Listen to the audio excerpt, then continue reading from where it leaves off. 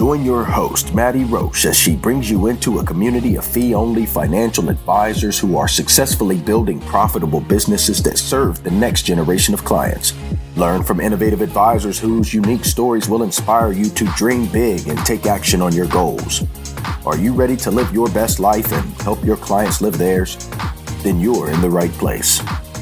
Hello, and welcome to XYPN Radio. I'm Maddie Roche, your host. I'm so excited to have Ashlee deSteiger and David Rae, two XYPN advisors and two RIA business owners, on the show with me today to talk about all things related to working with their spouses. Ashlee's husband joined her firm, Gunder, after seeing the momentum and freedom she gained while running the firm. David hired his husband at his firm strategically to support not just his firm and his clients, but to match his lifestyle as well. You'll hear Ashlee and David riff about the good, the bad, and the ugly of working with their spouses, how they take long walks alone, and how they have to tag team kiddo duty. We also talk about the decision to hire generally, what it's like to market your firm with your spouse and serve clients together or apart. Ashlee shares what it was like to try to grow her firm through COVID with 3 small kids at home. And David reminds us how good it can be when we define our ideal life and work towards it each and every day while embracing the inevitable challenges. Whether you're starting your firm with your partner or not, you're not going to want to miss this episode. Avocado toast, selfies, a mountain of student loan debt. Gen Y is anything but traditional, and with over 75 million people, it's a population you don't want to ignore. Learn more about how to serve this unique population in our guide called Attract and Profitably Serve Millennial Clients in Your RIA. Discover 3 key ways to tap into the millennial market and 6 things that they want from their financial advisor. Visit xyplanningnetwork.com/millennials for your free copy. You can find any of the resources we mentioned during the episode at xyplanningnetwork.com/301. Also, be sure to go to xyplanningnetwork.com to join our private group just of XYPN radio listeners. It's a community of advisors we've all been looking for that's there to provide support when we need it the most. Best of all, it's free. I encourage you to check it out. Again, that's xyplanningnetwork.com/VIP. Without further ado, here's my interview with Ashlee and David. Hello, Ashlee and David. Welcome to XYPN Radio. I'm so happy to have you both on. Hi, thanks for having us. Yeah, absolutely. I'm excited to be a part of this. Yes. And today we are talking all about the decision to not just hire, but to hire your spouse and partner. We are very interested in the dynamic of what it may be like to work with someone who you have an especially close bond with, and any pros and cons of that, and how you both have built your firms around the decision. So, Ashlee, I'd love for you to start us off. Just let the listeners know kind of high level who you are, what your firm is, and we'll take it from there. Sure, absolutely. I launched Gunder the summer of 2019, and I first remember listening to a How I Built This podcast in 2018, specifically the Stonyfield yogurt episode. And I was just left wondering, what could I possibly pursue to be as risky but fantastic as that story? And little did I know I didn't have to pursue a side hustle to really put our family finances on the line. I discovered XYPN later that year and really decided to make a professional shift to start my own RIA. And my firm was approved in early 2019 while I was in the hospital delivering my third, and the rest is history. Oh, wow, Ashlee, lots to dig into there. David, you have been on XYPN Radio before. I'd love for you to reintroduce yourself to the listeners. Let them know who you are and what you've built. Absolutely. I'm David Rae. I launched DRM Wealth Management coming up right about 4 years ago now. I was in a hybrid RIA BD world before that since 2003. I had a pretty mature practice, but it was just looking to have a little bit more freedom. I wanted to work with my spouse, and I just wasn't getting the value from the firm I was working at for the things I wanted to be doing. I think there was a lot of stuff that was right around the time the fiduciary rule was supposed to be coming out, and kind of all the stuff with the BD world just didn't rub me the right way. So I escaped and launched my own RIA, and it's been an amazing, amazing journey since then. I've more than doubled my revenue while working a bit less, and it's probably tripling my actual take-home pay when you really think of like the grid and all of that fun stuff, which is just Makes me happy. Hope you can feel that through the podcast. I bet. Ashlee, tell us a little bit more about your firm. Who do you work with? How many folks do you serve? Where is it based? Sure, absolutely. We're based in a suburb of Detroit, Birmingham, Michigan. My husband, which I'm sure we'll talk about, joined me about 5 months ago. And so we collectively serve about 40 million in assets. Our average age demographic wise is about 39.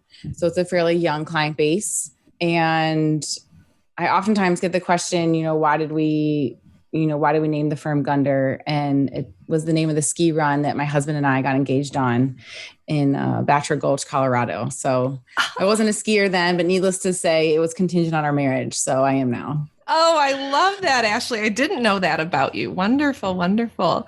David, you talked a little bit about your history at the hybrid RIA-BD. I'd be interested in just kind of the decision to go out on your own. What was kind of the turning point when you said, like, this is really what I need to do is leave the BD and start my own RIA? Yeah, ultimately it boiled down to compliance. I do a lot of media. I go on TV all the time and I write for Forbes, and I was writing for different different websites along the way. And they just kept adding hurdles and hurdles and hurdles that really made it seem like they didn't want me to be doing that, but they weren't going to tell me. So for, things like, I won't go down it, but they were like, we need to know what ads are going to be on this webpage that it's a third party site. I don't control the ads. I don't know. And they wouldn't started to not approve articles till then, things like that just, what articles going to be next to it? So it seemed to be hurdles and hurdles. And that was really the big impetus for me to go, because it was just a waste of time and it was just a hassle. I did mention, the fiduciary was supposed to be going into effect, and I really wanted to go fee only, which you can't be fee only if you're in a BD world. And I felt like I was getting negative feedback from potential clients just from, being associated with the BD at that time is another factor. And then I was within a firm within the broker-dealer world, and they really provide a lot of value, but I just really wasn't capitalizing what they were bringing to the space with office and all of that fun stuff. Plus, I'll just throw it, I'm a little entrepreneurial, and you don't get to be entrepreneurial as much when you're in someone else's firm. So yeah. I'll just leave that there. Totally. I think those of you, the XYPN advisors who've always had that itch to start their own firm, it's hard to not have you guys do it. And I think one of the best compliments we get at XY is the folks who say, oh my gosh, I don't have an entrepreneurial bone in my body, but I still went out and launched my firm. So yes. Kudos to you to always have known that is a side of you that you wanted to pursue.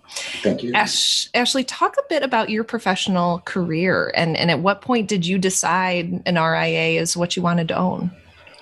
Sure. I mean, quite honestly, being a financial advisor was a career shift for me, although I found it very complementary to my previous life. I was at an independent firm affiliate with Raymond James right before launching my own firm. I was the CIO there, responsible for managing their book of business and their assets and their investment models. Prior to that, though, I was at a private equity and hedge fund administrator in Chicago, where I was responsible for supporting really various asset classes and strategies. It provided middle and back office capabilities. And when I started my career out of college, I was in public accounting. Really right. I came out of college in 2005, was shortly thereafter was the 2008 crisis. So it was a fun time to be, seeing financial institutions during that time. I really learned a lot. But I would say each segment of my career has really supported a different certification, if you will. So right out of college, the accounting role the CPA was a natural fit. And then when I moved over to the private equity and hedge fund space, the CFA was a natural fit. And then when I went on my own, I honestly didn't want to take another exam, but I thought that if I was going to really be serious about this career shift, I really had to do the CFP. So I'm thankful to have that under my belt too. Wow, you are well decorated with those designations.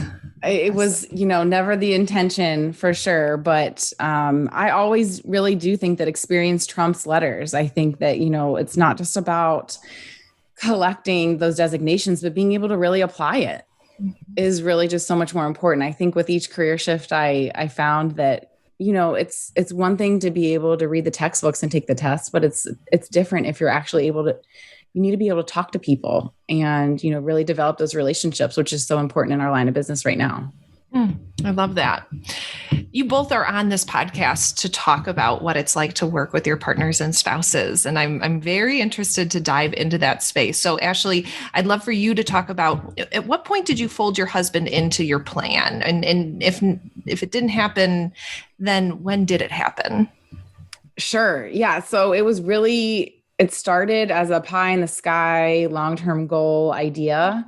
He's we'll get into, he's also a financial advisor, and he was also at Raymond James as well.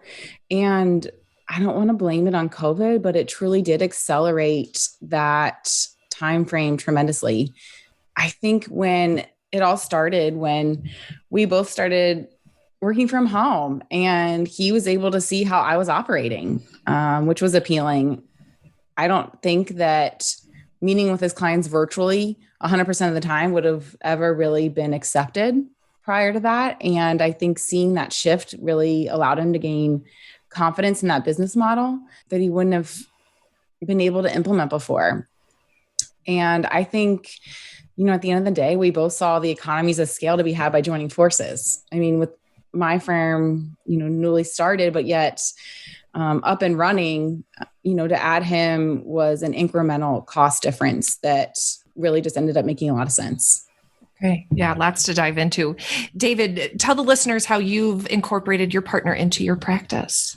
Yeah, we just wanted to be able to have a little more freedom of time and travel and enjoying life that really wasn't available for someone in more of the corporate world, so I had the flexibility of being a financial planner, whereas someone who's counting their vacation days, personally, I would say I wasn't really able to enjoy my success as much as I would be the nicest way to put it. My husband was working in fundraising at a humane society, so really had the client relationship background, had the help to help me with my articles and media, and just, I needed help when I was launching and taking my clients out. I knew it's scary to go launch your own firm, and you have to move quickly and all of those things when you're launching your firm. So knew I needed help, and having the spouse saved me having to do HR and hire someone. And in our industry, you want to have someone you can trust. So there's all those things wrapped in there.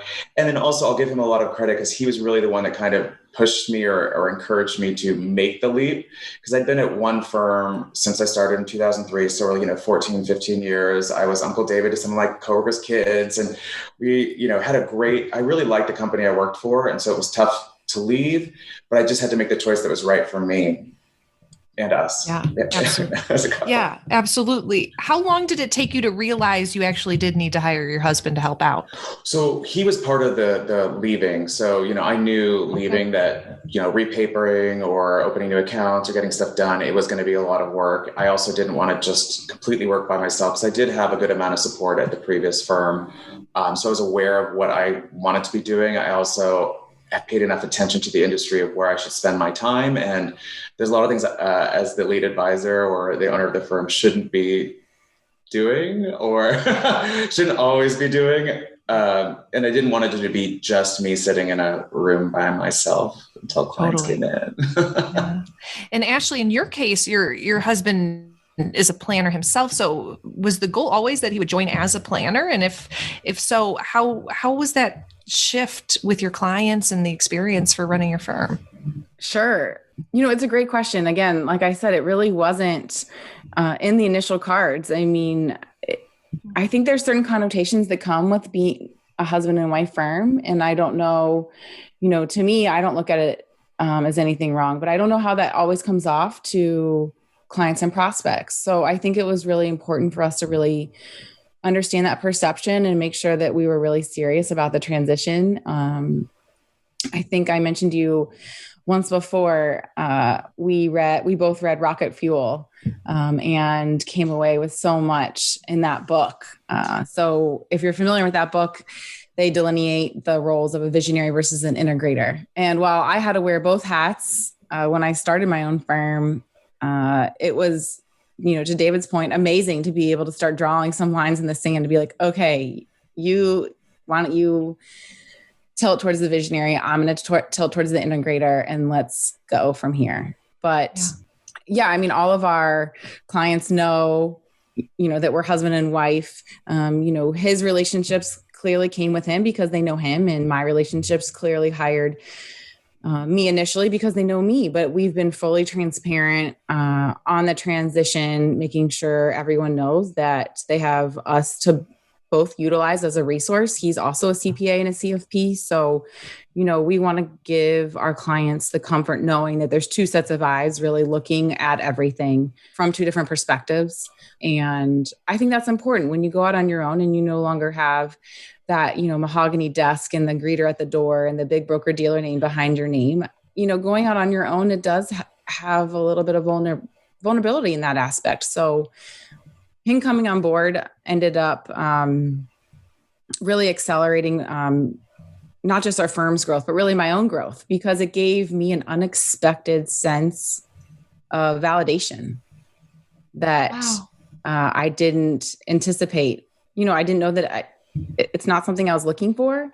But when, all of his clients ended up saying, yes, I want to come on board to Gunder, I was like, wow, this is awesome. We've got something cool here. What's wrong with it? Oh, I love that validation of that. One, he wants to work with you, but two, all of his clients do too. That's wonderful. It was amazing. We're incredibly grateful for that. Yeah.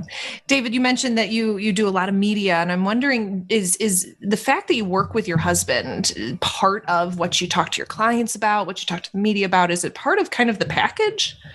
I think it does come in because I do mention him a lot in my articles, because I do work with the gay and lesbian community or the LGBT community, or people who like the community. And as a gay person, if you don't like gay people, you're probably not going to want to hire me. So I'll just let you self-eliminate yourself there.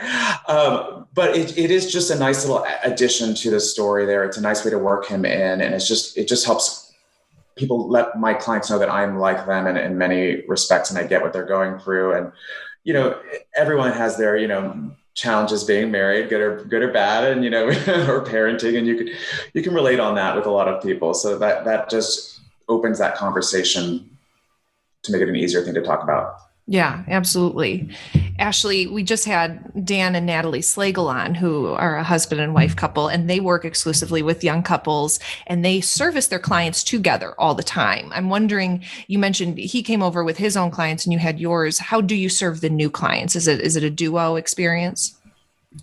That's a great question. And I love Natalie and Dan were awesome resources for us before we embarked on the transition. And I loved that episode. We don't both tackle it. And I guess that's really two reasons. And one, let's be honest. We have 3 kids, 5 and under. We have to divide and conquer our time. So that's really how we've chosen to run our firm. There are certainly clients of his that have reached out to me and clients of mine that have reached out to him, which I think is fantastic. And I want to develop that sort of communication. We've since been fortunate enough to sign quite a few clients since he's joined that have come to us collectively. And, as we first started, we would both be sitting next to each other on a Zoom. And it was just, the flow was not there. I really emphasize, I want my own Brady Bunch screen.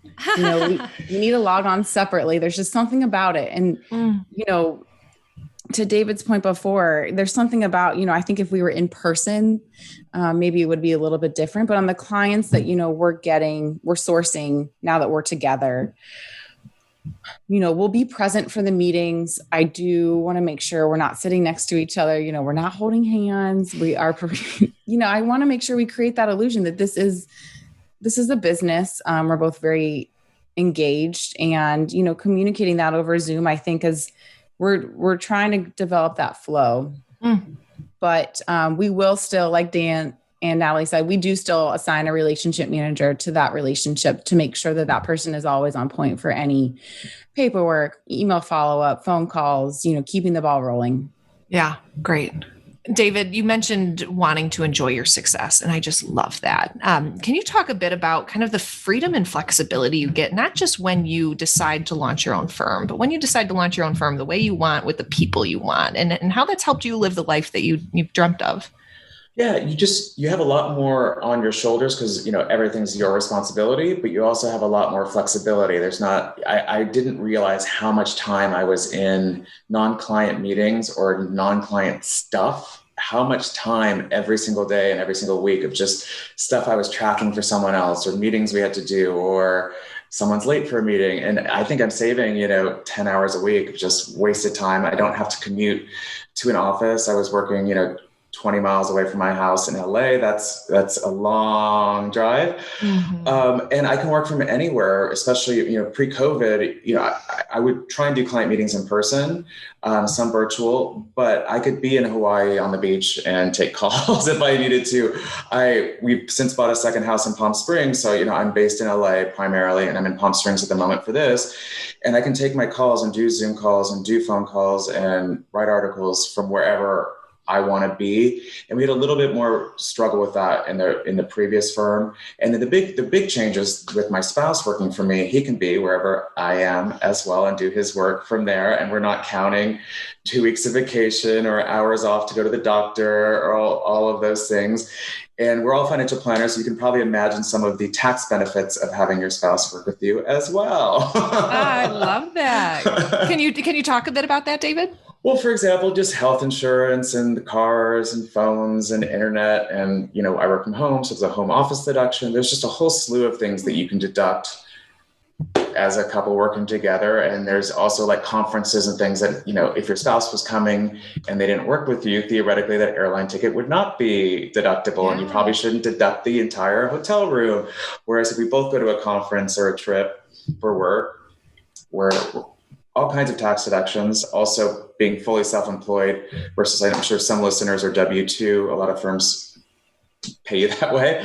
There's a lot more tax benefits in being a small business owner yourself. I can do larger contributions to retirement accounts. Mm-hmm. That's another big one because we can max out 401ks for each of us, which can be quite large and quite tax saving. So there's just a lot of things like that you really can do working together that you might not be able to otherwise. And definitely, just having your own firm or being self-employed can really just help you on the tax side beyond anything else. And if you can make more money without having to take on more clients, that's great. So. I love that. Oh, that's such good tips, David. Thanks.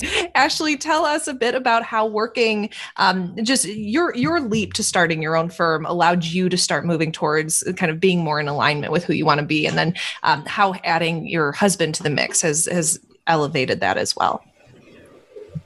Yeah, absolutely. I mean, there's so many benefits to working together. I mean, first and foremost, we get to spend more time together. Along what David just said, we can walk to monthly strategy meetings to, from our local brewery and, just hash things out. As an example too, given the current environment, we had all 3 kids home last week with a runny nose, since a runny nose is no longer appropriate to clearly have at school anymore. And we did a DFA webcast, and, had I been at home with all 3 kids, I would have had to cancel that for our client base. But, we were able just to divide and conquer, and just, it didn't miss a beat. And we just are able to carry on our day now that we're together. I just think that, we're just not at a stage yet where everybody's independent. We can just say, hey, go do XYZ. We're still at a stage where we need to be fairly hands-on. So when I look back at this past year and the challenges COVID has brought, and with having a young family, with everything being closed for so long, it's been an incredible blessing in disguise to be able to work together. And, it's not just about, working 9 to 5, or, it's working when can we get things done? When is somebody napping? Does the weekend make more sense? Does it make more sense when they're in bed? It presents so many more opportunities to get things done. It certainly brings challenges in that it's really not possible to separate work from, a work-life balance. It's really more of a challenge to separate the two than to unite them. So I think accepting the fact that this is the opportunity that we want to tackle together. These are the risks we've accepted to take. This is the sacrifice we're willing to make. And we believe it's going to pay off. So beautiful. Let's talk nuts and bolts. David, what's it like to be the boss of your husband? There's challenges. I think, there's things I can't say that I would say to a normal employee. And then obviously there's things I can say that I wouldn't say to a normal employee. So, to the point, it's not quite the full employer-employee relationship. So, you do have a lot more give and take than you might if you're, a boss or a leader to your team. But at the same time, we're able to be a little more flexible because I really wouldn't want to take some random employee around the world with me while I'm traveling. So there are advantages. The disadvantage, I think, in our case is I'm the advisor in the relationship, and this is my passion, and I love helping clients and love doing it. Whereas I don't think my husband really has the passion for this. So it's probably a job that's a little below his normal pay grade or what he would be doing. So there's definitely trade-offs that he's had to make to kind of maybe have not as great of a job, but hopefully balancing that out with a better lifestyle and better work-life balance for him. Totally. Ashlee, how has it been balancing kind of just literally the dynamic of working with your husband? I piggyback off of what David said. I mean, there's challenges to any working relationship, right? Whether you're related or not. I was facetiously joking to someone recently that, it's rainbows and unicorns every day. Every day. It's just like my Lisa Frank Trapper Keeper I had, growing up. I'm probably dating myself there, but, let's be honest. We're aligned. We're motivated. We're complementing our skill set. So it just makes sense. We have confidence in each other too. I mean, whether it's unloading the dishwasher or how to diaper our 1-year-old, it gets done. I don't need to watch over him on how it gets done. It just gets done, and we can rely on each other for that. So, I mean, that's huge to have really in any partner that you're working with, to be able to rely on them, to delegate, to not micromanage, and to just really just have confidence, like I said, in each other, I think is huge. Yeah, absolutely. David, how do you separate the business from your relationship? I would imagine as the business owner, you are kind of always chewing on it. That probably would be true whether he was employed by you or not. Absolutely. But how do you turn it off? It's something that's a work in progress. I'm trying to make sure we give signals when I'm working or when I'm in the middle of something, because sometimes the most thought-provoking activity looks like I'm doing nothing and I might just be sitting here because I'm thinking about something. And, that's obviously seems to be when, your spouse or your kids or the phone will ring or someone will need to come into the room and interrupt you. So we're really working on finding, blocking time blocking on the calendar of when I'm really working on stuff, letting him know when to bother me and when to not. We are working together, but that doesn't mean we need to be, attached to the hip 24 hours a day. We have also made a point to do things separately that we might have otherwise done. If we were both going to, we both take walks, especially during COVID. We're like, let's go for an hour walk separately because we need space, but normally if we were working separately all day, we might take that walk together or go, just things like that are fairly simple, and just making sure there are times when I might go out to lunch with a friend at a social distance, just by myself, where normally we would have both gone together, just to try and get a little separation from each other, because we need it. And I think anyone during COVID locked at home needs some separation, but if you're working together, you probably need it a little more. Yeah. I feel like I need separation from myself after COVID. I know, that's hard. Ashlee, how do you develop a space of work stops, work starts? That's a great question. I have to agree with David. I mean, it's something we're still working on. I don't think we've developed a magic formula for that yet. And I don't know if one really exists, but, I think I personally have been better if there's something weighing on me, or there's something I'm stressed about, or something I feel like my mind is somewhere else. We've done a really great job of just being there for each other, get it off your chest, because it's likely that I need to be present in the moment with the fam right then and there. So if I can just get it off my chest, or write it down, or just remind him or look at him to be like, hey, let's table this. Let's map out some time. If this is really weighing on you, we need to be present in the moment right now for the family. Because at the end of the day, I think that's what I'm trying to do a better job of.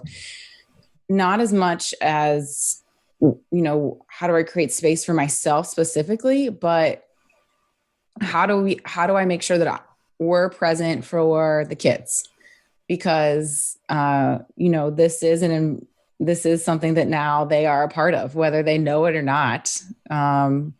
even though we put Gunder t-shirts on them at school, like they don't, necessarily know that this, what this means. I think during COVID, when we found it appropriate to have someone come in the house when daycares were closed to help take care of the kids and help manage all of this for us, they would ask, are you going to go work on Gunder right now? And, I want it to be a positive experience for them too.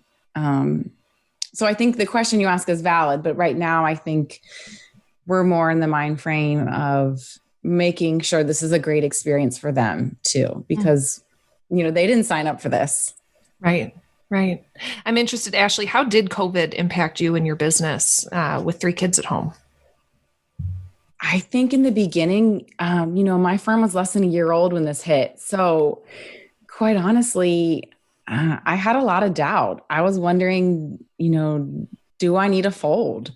I would see my husband servicing his book when he was at Raymond James at the time when COVID first hit. And I honestly had FOMO because here he is adding all this incredible value during this very crippling time. And my client base, less than 9 months in, it was small. I didn't have a lot. I had value to add, but I wasn't able to add it across a depth of a book of business just yet because I was started from scratch.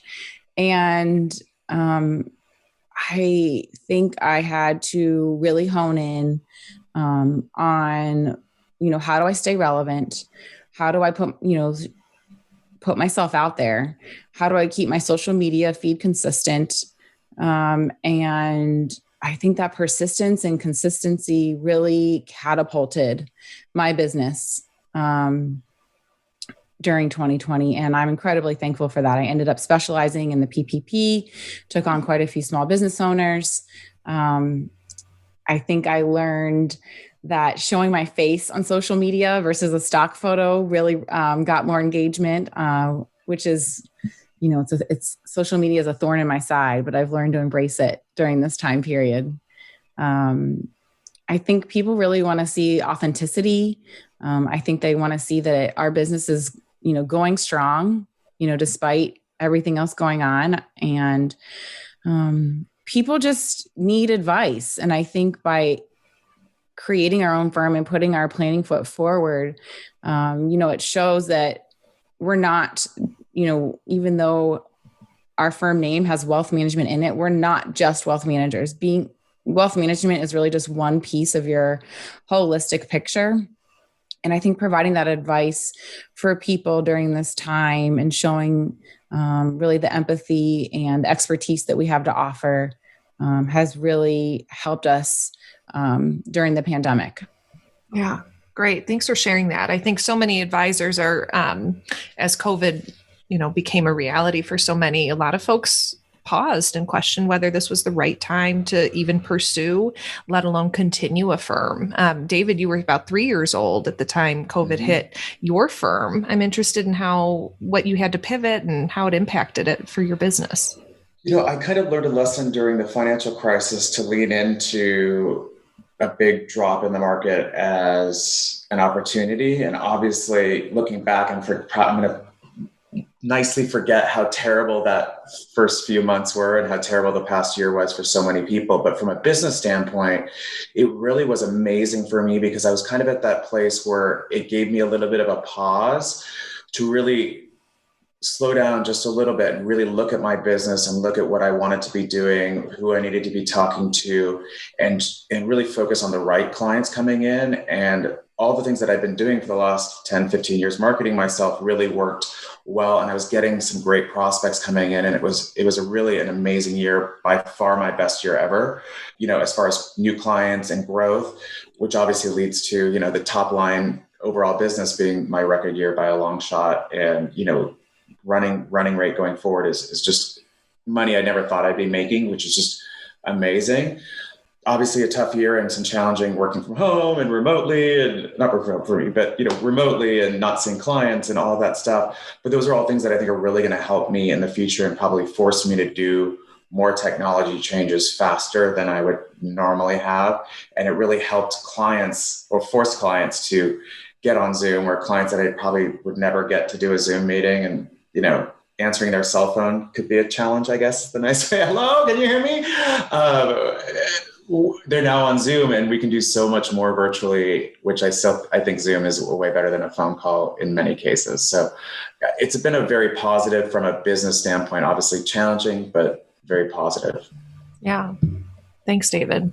And Ashlee, in your case, I feel like you being a mother of 3 just allows you to be able to sympathize a bit more with maybe your parent clients in a way that you wouldn't have been able to otherwise now that COVID is a reality. What's the week in the life of Ashlee and her husband when it comes to trying to run this firm? Oh gosh, Maddie, it's just, it doesn't matter how I plan out my week. It never really goes as planned. I've come to accept that. I think, I gave you that example of last week when everyone was home with a runny nose. I mean, I was on a call with a wholesaler to learn about a new suite of ETF products. And I had my 5-year-old on my lap, and she's learning to read and write. And she literally sat here and took attendance of everyone on the call, tried to copy everyone's name down that was in their Zoom window, and then individually drew them all a picture to show them and held it up on the camera when the call was over. And I was like, oh my God. I was like, this is not professional, but at the end of the day, everybody gets it. Amazing. I love that. I was able to get what I needed out of the call. I kind of just had to tune her out. Nobody else really was able to tune her out, but we got through it. And so I think being able to deal with that unexpectedness and just being flexible, not just with my time, but in my mindset, is so important. So I guess to answer your question, my goal every week, I'm a time blocker. I block really literally every hour out on my calendar in any given week, and just knowing, as the week goes on, how things need to be shifted for one reason or another, some related to the family, some not, some just because I'm not realistic with how long something takes me. And sometimes because, we had the best case scenario, multiple prospects calling in a given week that really need our time and attention. And, at the end of the day, those are the revenue generating activities. Yeah. Beautiful. So in any given week, I think really what we've prioritized since we've joined forces is to make sure that we're constantly blocking off time to strategize, touch base with each other. What do we have to work on to the week? What are the big rocks that we want to accomplish? Not just this month, but like, how are we progressing on those rocks over the course of this week, so that we kind of know where we are in the pipeline as far as projects goes. And like David said, we are continuously reviewing our tech stack, especially now that my husband's on board, making sure we're utilizing things to the fullest capabilities. What makes sense, what doesn't make sense. And, now that we are working from home, I've been really cognizant about putting our cybersecurity hat on and, adding all of those new elements that, wouldn't have been applicable had we been in more of an office setting. So I think, to your point, just making sure that we're checking on each other and we're setting time aside to make sure we know what we're both working on, even if we're not working on it together, has been really paramount to our success and our productivity for the week. Mm-hmm. David, how do you and your husband plan your weeks? We're not quite time blocking yet. He's much better about putting exact things on his calendar. I like to leave room for this prospect calls and client calls that come in and things that come in. So I'm getting better about putting things on the calendar and filling up a lot more stuff. And the big thing for me right now is really trying to corral client meetings into where they're a little bit more stacked or close to each other. So you're not like, oh, I have an 8 a.m. meeting and a 5 p.m. meeting and nothing in between. I also don't want to have to do, 8 a.m. through 5 p.m. or 6 p.m. straight through. Like, I was listening to something, they're like, I had to put like bathroom break on the schedule. That's not where I want to be and where I want to run my practice. But, we communicate, we have a shared calendar, which is great for when different things have to happen. And there's, we don't have 3 kids, but there's still stuff that has to happen around the house or with our dogs and vet appointments that, okay, we won't be here now, or someone has to get here or there. So I'm trying to work on that. But again, being at home and not having commute, you can get a little lax, and just the challenge with that is you can always be working, especially, I think you mentioned that earlier, when you're self-employed or it's your business. I'm always thinking about the business, and I want it to be my choice to be up early Sunday morning and working on something. I don't want it to be because I haven't gotten it done or couldn't get it done during the week because I'm too busy. I love that. David, the decision to hire help is a big one for advisors, period. And I'm wondering kind of the timing in which you decided it was right, and the decision to hire your husband aside, at what point did you realize like David Rae needed help to run this business? So I've known I needed help for years and years and years, but the math was much tougher when I was in, the hybrid RA, just because it would come out of my payout at the end of the day. And you're like, so that almost, that adds a substantial amount to the cost. Also, I don't really control the hiring. So depending on how you're set up, I couldn't just have the firm pay them. Like it didn't make sense to go hire this person. And then there was a certain level of support that I had at the prior firm that I knew I needed to recreate, because I just went through and go, here's what they're doing. Right. How do I do that? I don't really want to be managing people. I don't want to be dealing with regular staff. And obviously my husband is an employee, but it's different than we can get around some of the HR rules that would come up with a normal person. Nothing's bad there.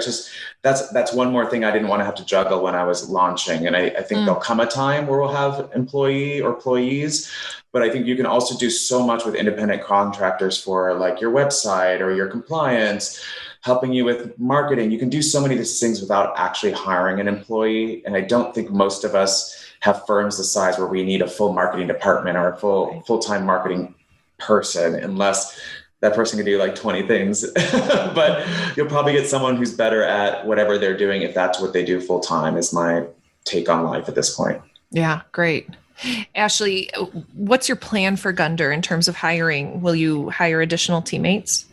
That's a great question. I think we left where we were probably for a reason, and that's just to really focus on, probably not adding additional advisors to the mix. But like David said, a virtual assistant is very much so in our future. We have some big goals that we would like to accomplish, particularly over the next 5 years. We're not really looking for a lifestyle practice at the current moment. We're looking really to grow. But given that, I think I mentioned our average age of our client base is fairly young. I mean, our goal is really to grow organically with our clients. So we're hoping that really happens naturally over time. And as our clients continually, their life continually evolves professionally. So I would say a virtual assistant is in our future. For sure. But, when I brought up the rocket fuel book and, delineating the visionary versus the integrator roles, I look at that VI relationship a lot like almost a love language. I don't know if you've pursued those sorts of exercises before, but, I think it's so important to, if you are going to bring on an additional partner, make sure you have that buy-in of that business structure. Because if I look back at my previous life, as much as I enjoyed managing a team and truly, I love learning from others and surrounding myself with people that are smarter than I am and people that motivate me and challenge me. My husband's serving that purpose now, but you really have to have the buy-in of being on the same page, and that VI relationship and that EOS model, I think, is just so important if, Joe and I are on that page, because it's really tough, I think, to, implement those aligned goals when you start adding more people. Yeah, it absolutely is. It becomes, every time we add a new employee, it always seems like, oh my gosh, it's going to be so hard. But then the second you do, you realize, oh my gosh, life gets so much easier when you have more teammates. I'm sure. Yeah. David, what is the future for your firm? The next goal is I want to double revenue probably in the next few years one more time, and then I'll reevaluate kind of the next step. I think we're going to be in the kind of the lifestyle practice, probably aggressively growing lifestyle practice. I think there will need to be some more support coming in at some point in the future. I don't know if it might be like a junior advisor that could really kind of help service some of the book. I also think the one challenge to working with my spouse is when we're out of the office together. So I think having an employee or a virtual assistant that could be here a little bit more full time so that I'm not having to take calls on vacation, or I'm just available for actual advice. And I think that it's just tinkering with the business so that I'm really just delivering advice and I'm not really doing anything else for the business. I mean that nicely, but driving the business, don't get me wrong, but not doing any of the stuff that clients might call on, because I've trained most of my clients, but some of them still call, we need a meeting, and all they want to do is change their address. I'm like, you can, you don't need especially back in person, you don't need to drive into my office an hour across town to give me your new address. So just finding ways to make sure we're bringing more value to the client, taking stuff off my plate, and then just being more efficient along the way. So, and then hopefully making sure people are getting advice, because I do get so many calls from people I just can't personally service, or they just aren't the right fit for me. And I usually send them back to XY, find an advisor. But, there's some people that should fit under my umbrella. And if I had a junior advisor that really, I know there's a lot of people out there that don't love to bring in new clients themselves or have to find the new clients that they love to service. So there might be some synergy there at some point in time too. Yeah, love that. This podcast is so interesting to me because it just shows again and again, time after time, the different directions firms can take and just how much freedom you all have to define what feels like you're in alignment and where you want to go and what kind of life you want to live. Ashlee, speaking directly to those listeners who maybe are just on that fence of, should I start my own firm or should I stay? Any final tips of advice? I would say start before you're ready, because I don't know if you're ever really going to be ready. Mm-hmm. I think, it's so powerful to really have the community that XY has created. I mean, the whole fee-only space in general, whether it's, XY, mastermind groups, NAPFA, there's so many great resources available to us now, even I would say better than before when we were affiliated with a broker dealer. So I don't know that there's ever really going to be that perfect time. And, with what's gone on the past year, I think that's proven that. I don't know what the stars aligning really looks like, but I think just going all in, not looking back. I think in some of my old roles, I would be constantly tasked with how to remove constraints. Whereas now I can just figure out, how do I work with the constraints and figure out how to overcome them. And I just love the approach I'm able to take in that way, and the community that XY has created. And yeah, I don't have any other advice except for just start before you're ready. Yeah, I love that. David, how about you, speaking directly to those advisors who are contemplating this career shift? I don't think there's ever been a better time to be able to go out on your own, just because, I've been kind of exploring what other options to look around for years and years and years. And, 10, 15 years ago, I would have gone from one firm to the next, and the change would have been incremental, versus going out on my own. I think that the things that I was able to do and the difference was, night and day. So it just had so many more options. You can do so much. All that technology is available. Right. Even if you're not ready to do it now, start looking at your book of business and your client base and what you want to do, and start building like you're owning it.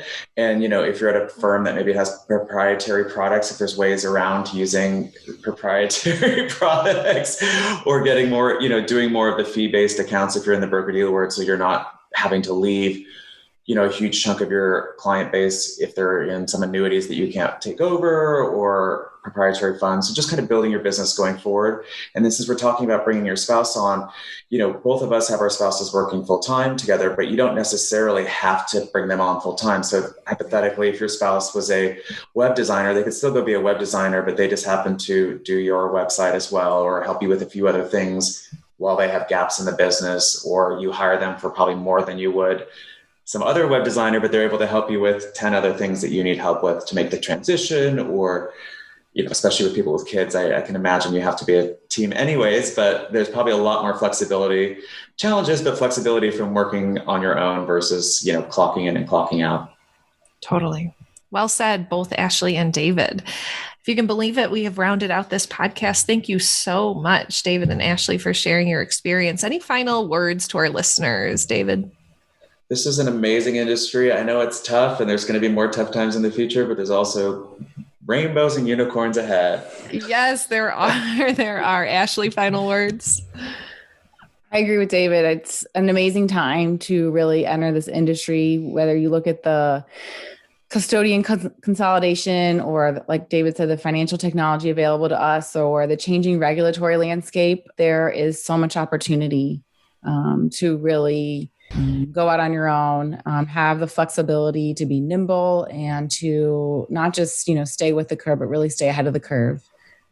Being on your own, you're not, being weighed down by a larger organization that's really trying to operate to satisfy the lowest common denominator. You're really your own boss and you can make it happen. And I just think that, I'm excited to be a part of, I think there's a tremendous opportunity in the next 5 to 10 years, particularly in this space as it continues to evolve.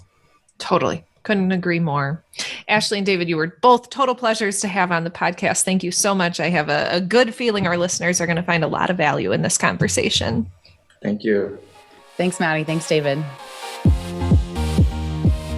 Avocado toast, selfies, a mountain of student loan debt.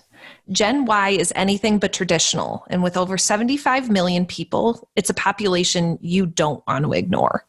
Learn more about how to serve this unique population in our guide called Attract and Profitably Serve Millennial Clients in Your RIA.